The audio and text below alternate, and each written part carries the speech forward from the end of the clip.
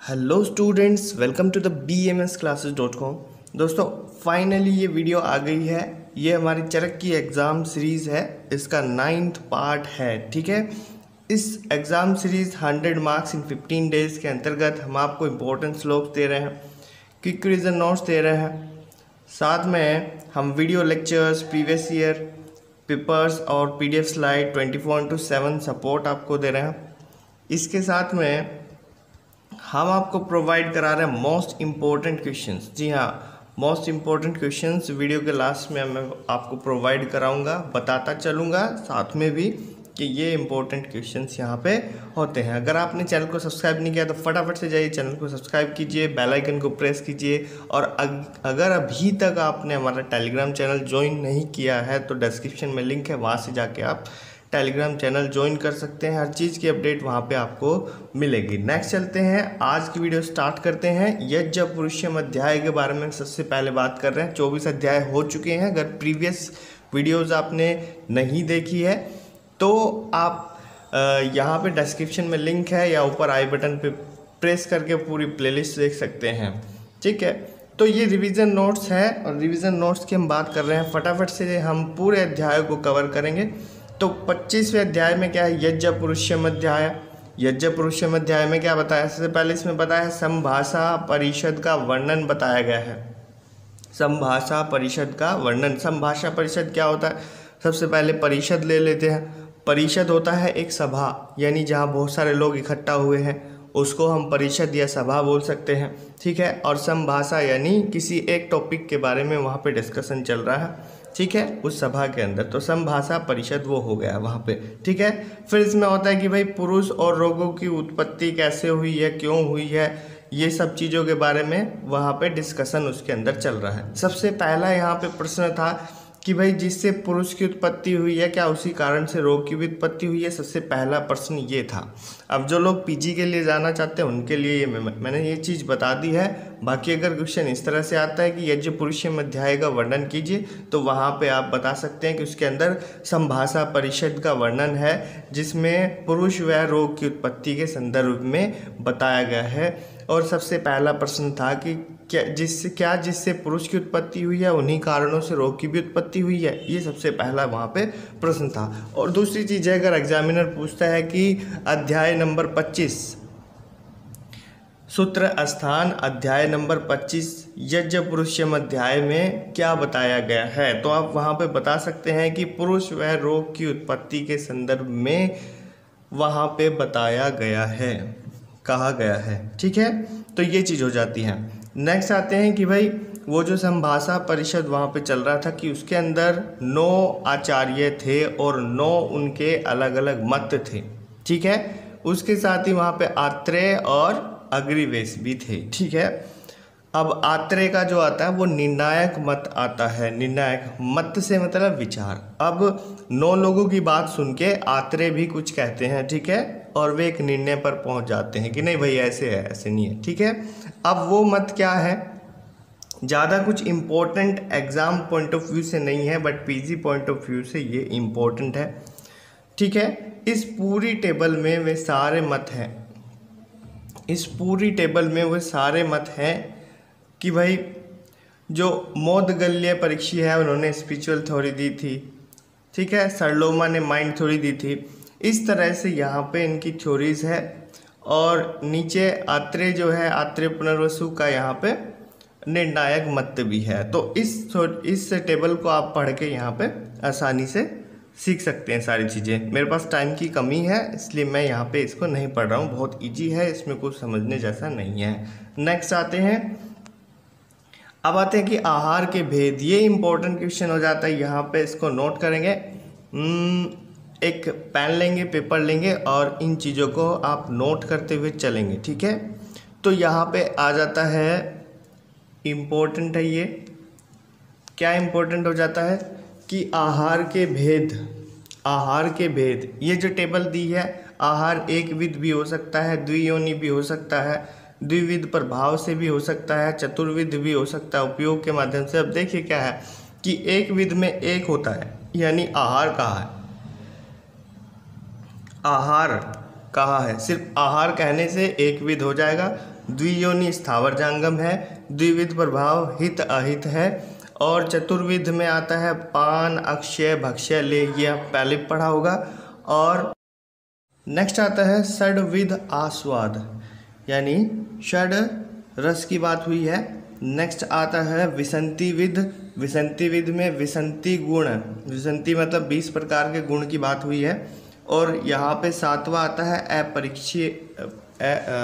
अपरिसंख्येय विध, मतलब संयोग एवं संस्कार भेद से। तो इस तरह से ये होते हैं इसके भेद, ठीक है। अब हम चलते हैं नेक्स्ट पे फटाफट से। ये इम्पोर्टेंट हो जाते हैं और ख़ासकर इसमें भी सबसे ज़्यादा इम्पोर्टेंट क्या है, चतुर्विध उपयोग भेद। तो आहार 4 प्रकार के होते हैं, पान, आसन, भक्ष्य, लेह। पान, आसन, भक्ष्य और लेह, तो ये आपको इम्पोर्टेंट है, ये करना ही है। बाकी अगर आहार के भेद लिखने के लिए आते हैं तो आप ये सारे अगर भेद लिखेंगे कि भाई एक विध से भी होता है, द्वियोनि से भी होता है, द्विविध प्रभाव से होता है, चतुर्विध उपयोग से, इस तरह से हेडिंग बना के लिखेंगे। वो आपके नंबर पे डिपेंड करता है, 2 नंबर में है, 5 नंबर में है, तो इस तरह से आप उसे लिख सकते हैं, वो सबसे बढ़िया है। तो ये इंपॉर्टेंट क्वेश्चन था, इसे आप ऐसे नोट कर लेंगे एक बारी।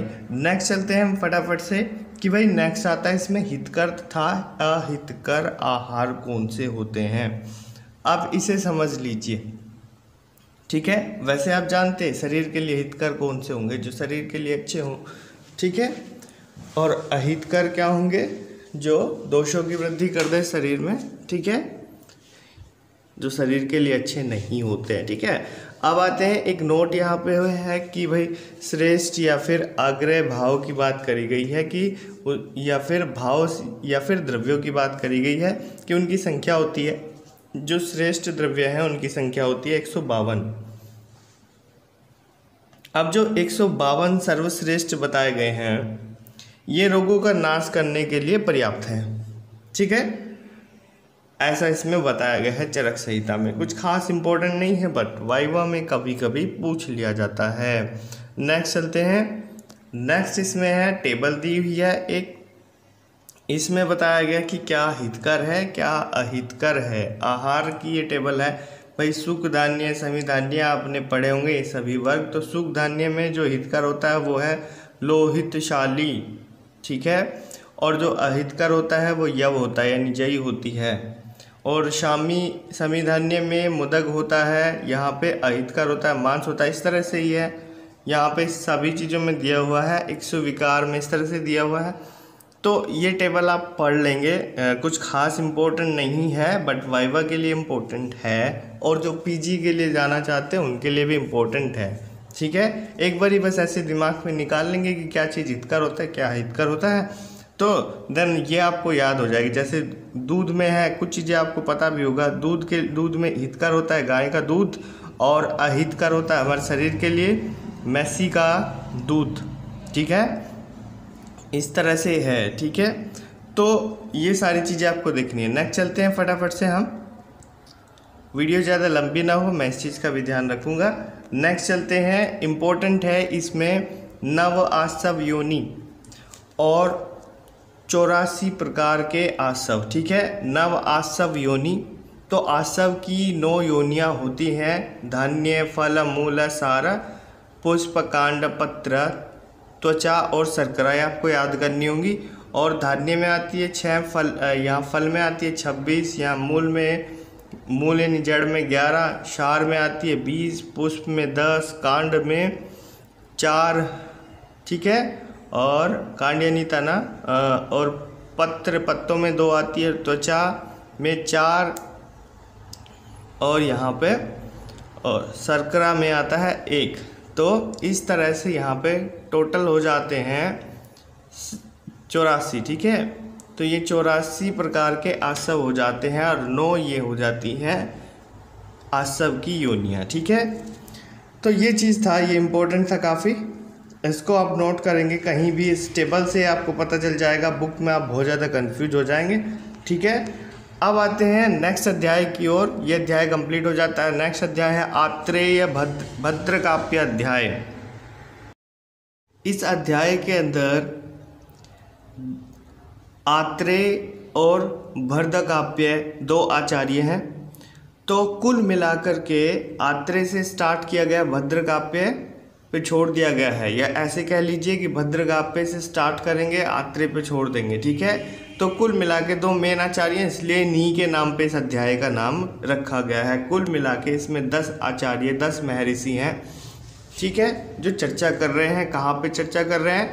चैत्ररथ नाम के वन में चर्चा कर रहे हैं। ठीक है, इसमें भी संभाषा परिषद के बारे में बताया गया है। ये बैठ के चर्चा कर रहे हैं आपस में, किस चीज़ के? रस की संख्या के विषय में यहाँ पे संभाषा परिषद कर रहे हैं बैठ के वहाँ पे। ठीक है, अब नेक्स्ट इसमें क्या है? फिर इसमें आता है कि भाई इसमें बात चल रही है कि द्रव्य की पंचभौतिकता। ये आपने बहुत पहले भी पढ़ा है कि भाई चेतन अचेतन 2 तरह के होते हैं। चेतन जिसमें चेतना हो यानी सजीव, अचेतन जिसमें चेतना ना हो यानी निर्जीव। संसार में कोई भी द्रव्य ऐसा नहीं है जो औषधि नहीं है, मतलब हर द्रव्य क्या है? औषधि है। ठीक है, तो ये भी इम्पोर्टेंट है, ये वाली लाइन भी इम्पोर्टेंट है कि संसार में कोई भी द्रव्य ऐसा नहीं है जो औषधि ना हो। ठीक है, नेक्स्ट आता है, फिर हम चलते हैं नेक्स्ट पे। तो एक टेबल यहाँ पे है, सबके मत यहाँ पे दिए हुए हैं इस टेबल के अंतर्गत। तो भद्रकाव्य क्या कहते हैं और जो बाकी के 10 हैं वो क्या कहते हैं? ठीक है, वो सारी चीज़ यहाँ पे मेंशन है, आप इस चीज़ को वो पढ़ेंगे कि कुछ नहीं है। पुनर्वसु आत्रेय ने जैसे यहाँ पे बताया कि भाई 6 रस होते हैं। ठीक है, तो 6 रसवाद। ऐसे यहाँ पे धामार्गव ने बताया है कि भाई 8 रस होते हैं। ऐसे कांकायन ने बताया है कि भाई अपरिसंख्येय। ठीक है, इस तरह से है। ठीक है, तो ये आप पढ़ सकते हैं आसानी से। ऐसे निमि ने बताया था कि 7 रस होते हैं। ठीक है, सबका अलग अलग हिसाब था, सबने अलग अलग मत यहाँ पे रसों के संदर्भ में दिए थे। तो इस अध्याय में इसकी बात हो रही है। बाकी यहाँ पे इसमें रसों के 63 भेद के बारे में बताया गया है, जिसमें एक रस वाले तो 6 हैं, कोई खास इम्पोर्टेंट नहीं है, फिर भी यहाँ पे आप देखेंगे 2 रस वाले 15, 3 वाले 20, 4 वाले 15, 5 वाले 6 और 6 वाले 1। तो इस तरह से टोटल हो जाते हैं 63। तो 63 भेद होते हैं रसों के। ठीक है, ये इसमें बताया गया है। नेक्स्ट आते हैं, बाकी सब इसमें ज़्यादातर द्रव्य गुण का है। जैसे इसमें गुण के बारे में बात करी गई है कि भाई गुण 4 प्रकार से होते हैं, गुरुवादी, परादी, आध्यात्मिक और वैशेषिक। टोटल हो जाते हैं 61 आचार्य चरक के अनुसार। परादी गुण की सबसे ज़्यादा बात करी गई है, वो होते हैं 10। आप इसमें क्या करेंगे? आप इसमें इनके नाम याद करेंगे। परादी गुण के नाम कब के पूछ ले जाते हैं कि भाई परत्व, अपरत्व, युक्ति, संख्या, संयोग, विभाग, पृथकत्व, परिणाम, संस्कार और अभ्यास, ये होते हैं अपराधी गुण के नाम। ये सब द्रव्य गुण का है, द्रव्य गुण में आप पढ़ चुके हैं और वहाँ पे भी क्वेश्चन इम्पोर्टेंट है, यहाँ पे भी इम्पोर्टेंट है। ठीक है, नेक्स्ट चलते हैं, यहीं से चलेंगे आगे। तो आगे आता है विपाक और वीर्य और प्रभाव। विपाक, वीर्य, प्रभाव है द्रव्य गुण में आप पढ़ चुके। यहाँ पे एक प्रभाव है और प्रभाव भी आप द्रव्य गुण में सेपरेट चैप्टर्स हैं, वहाँ पे वो चीज़ आप पढ़ चुके हैं। कहेंगे तो उसका बहुत ईजीली मैं आपको वीडियो दूंगा, बहुत ट्रिकी वीडियो दूंगा, 1 लाइन में, 2 लाइन में, 1 पेज में आप पूरे अध्याय को आप पढ़ सकते हैं। बहुत कुछ नहीं है, बहुत आसानी से उस चीज़ को समझ सकते हैं।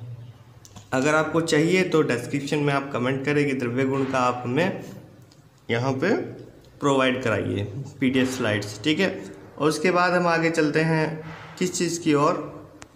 आगे इसमें बात करी गई है मोस्ट इम्पॉर्टेंट क्वेश्चंस की, जो है विरुद्ध आहार। तो ये इम्पोर्टेंट क्वेश्चन है यहाँ पे, विरुद्ध आहार। तो जो कोई भी आहार या फिर औषधि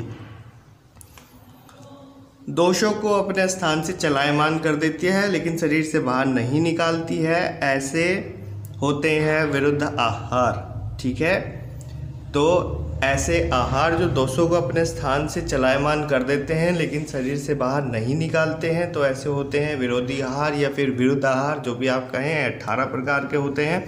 इनके नाम यहाँ पे मेंशन कर दे रहा। इनके नाम इम्पोर्टेंट है। नाम के लिए एक ट्रिक बनाई गई है, वो ट्रिक आप देखेंगे अभी, ठीक है। तो इस ट्रिक में क्या है, देश काल, तो सबसे पहले देखिए देश काल अग्नि मासा दो, ठीक है। देश काल अग्नि मासा यानी माता जी, मासा बोलते हैं ना माता जी को, तो या फिर आप मात्रा भी ले सकते हैं, तो माशा मात्रा भी होती है, ठीक है। देश काल अग्नि माशा दो। उसके बाद क्या है, उसके बाद है सवीर्यों को अब कर्म पर, सवीर्य को अब कर्म पर उपचार पाक संग हंस विधि, ठीक है। तो ये 18 हो जाते हैं। एक बार फिर से इस ट्रिक को देखेंगे कि देश काल अग्नि माशा दो, सवीर्य को अब कर्म पर उपचार पाक संग हंस विधि, तो ये 18 हो जाते हैं, ठीक है। और अगर आप ये इनके उदाहरण याद नहीं कर सकते हो तो एटलीस्ट क्या चीज़ याद करेंगे इनके नाम, क्योंकि ये इम्पोर्टेंट क्वेश्चन है, ठीक है। और ये ट्रिक के सहारे आप इसे जल्दी याद कर सकते हैं, ठीक है। और आप भूलेंगे नहीं एग्ज़ाम में एक भी, अगर आपको ये ट्रिक याद हो। ट्रिक का मेन चीज़ होता है याद करें लेकिन उन्हें भूलें ना, तो वो ट्रिक होती है। बीच में एक दो चीज़ें भूल जाते हैं, वो भी नहीं भूलेंगे, क्योंकि अगर ट्रिक आपकी आदत हो। तो आज की इस वीडियो को मैं समाप्त कर रहा हूँ, 2 चैप्टर ले रहा हूँ। अब ये रेगुलर चलाऊँगा। अब ये परसों आपकी वीडियो आएगी, हर 2 दिन के बाद एक वीडियो आएगी, हर 2 दिन के बाद। कुछ टेक्निकल इश्यू था, इसकी वजह से वीडियो नहीं आ पा रही थी, तो अभी रेगुलर यहाँ पे वीडियो आएगी और 15 वीडियो होंगी, और ये 9वां पार्ट यहाँ पे है। तो बाकी की वीडियो हर तीसरे दिन आएगी, और कोशिश मैं करूँगा कि जो बाकी के विमान स्थान, निदान स्थान है, वो बहुत ही ईजी वे में आपके लिए लेके आऊँ। एक दिन में एक स्थान पूरा कर देंगे। इस तरह से ट्रिकी स्टडी पढ़ेंगे, बहुत ही ट्रिकी वे में उस चीज़ को मैं बना रहा हूँ। उसके बाद जो बाकी की चीज़ें बचती हैं, एक रिवीजन सेशन रखेंगे। ये रिवीजन नोट्स चल रहे हैं, इसके अलावा भी एक रिवीजन सेशन रखेंगे। उसके अंतर्गत हम बात करेंगे कि जितने भी पेपर्स आए हुए हैं, कम से कम 20 यूनिवर्सिटीज़ के पेपर्स में जितने भी क्वेश्चंस आए हुए हैं, उन सभी क्वेश्चंस के बारे में डिस्कस करेंगे। किस तरह के क्वेश्चन किस चैप्टर में से कितने नंबर के आए हुए हैं, उनके बारे में भी डिस्कस करेंगे। अगर अभी तक आपने चैनल सब्सक्राइब नहीं किया है तो कीजिए, क्योंकि नोटिफिकेशन बेल को प्रेस कीजिए, क्योंकि नोटिफिकेशन आपको तभी मिलेगा, ठीक है। और स्टे कनेक्टेड रहिए, टेलीग्राम चैनल को ज्वाइन कीजिए, ठीक है। डिस्क्रिप्शन में जाइए, ये इसी वीडियो के यहाँ पे आपको एक टेलीग्राम के आगे एक लिंक मिलेगा, वहाँ से जाके आप टेलीग्राम चैनल ज्वाइन कीजिए, वहाँ हर चीज़ का अपडेट रहता है हमेशा, ठीक है। तो आज की इस वीडियो को एंड कर रहा हूँ, मिलता हूँ नेक्स्ट वीडियो में। तब तक के लिए थैंक यू। जय आयुर्वेदा।